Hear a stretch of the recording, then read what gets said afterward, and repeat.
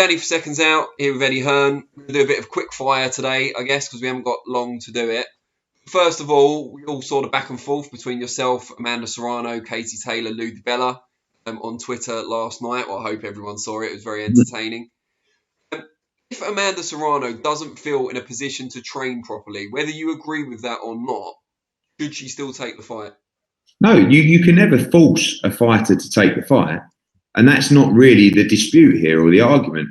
The argument is that she's under contract to fight Katie Taylor, and another broadcaster came in and offered her a gig on a reality TV show, which was a breach of our contract.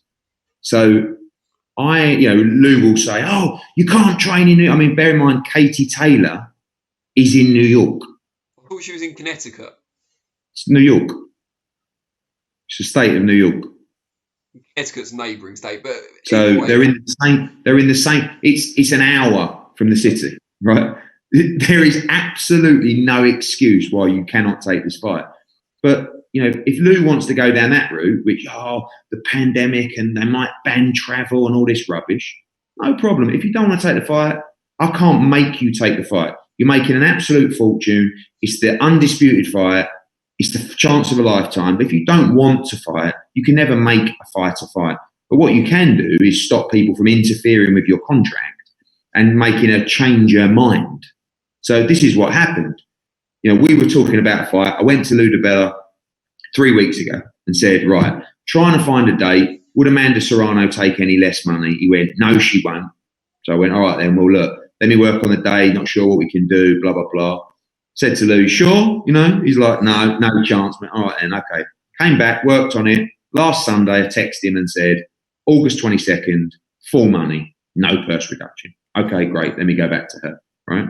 In the meantime, what had happened is Telemundo have offered her a gig on a private island in the Dominican Republic on a TV reality show. She went, yes, please. I'll have some of that. Why would I want to go and have a fight with Katie Taylor anyway? And she tried to go in there. So I went and said, whoa, hang on a minute. You're under contract to fight Katie Taylor. Oh, well, yeah, but, it's delayed. And no. We're rescheduling. So if Serrano don't want to fight Katie Taylor, down to her. But what you can't have is someone interfering with your contract. What people also don't understand, and by the way, that wasn't Amanda Serrano tweeting last night. That was her trainer and manager, Jordan Maldonado. But we have invested. We have given her a fight at Madison Square Garden for the vacant title. We have given her the Heather Hardy fight. We gave her a warm-up fight in Miami in January. I paid her an advance of her purse to fight Katie Taylor, right? So you have to protect your position. And there's still, as we sit here today, just under 8 weeks to go, there is still no reason why she should not take that fight. Oh, we can't. Katie Taylor's training. She's 45 minutes away from where you live, or an hour away from where you live. There's no excuse. And, I just, like Lou texted me last night during all the tweets, and he's like, oh, what are you putting out? I said, because she called me a liar. Do you know what I mean? It's very clear, the process. When you sign a contract, and by the way, Lou DiBella signed a contract and Amanda Serrano signed a contract.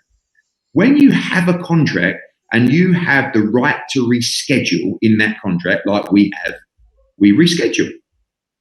And, the reason I feel so strongly about it, as I said, is because I feel like we've been played, where it's like, just give us this fight and we'll fight Katie Taylor. Oh, give us a warm-up fight and we'll fight Katie Taylor. Oh, give me some money up front and I'll fight Katie Taylor. So I'm like muggins here, bosh, bosh, bosh. And then when it comes down to it, she won't fulfill her side of the contract. That's where we are. I hope she changes her mind. Can't see it, but we'll see. Moving on, can you guarantee that Dillian Whyte will get a WBC title shot before Joshua Fury happens? I don't think you can guarantee anything in that situation.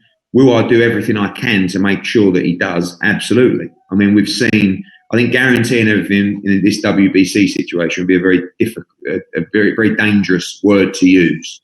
I've made it clear that I believe that Dillian Whyte should get his shot at Tyson Fury before Anthony Joshua.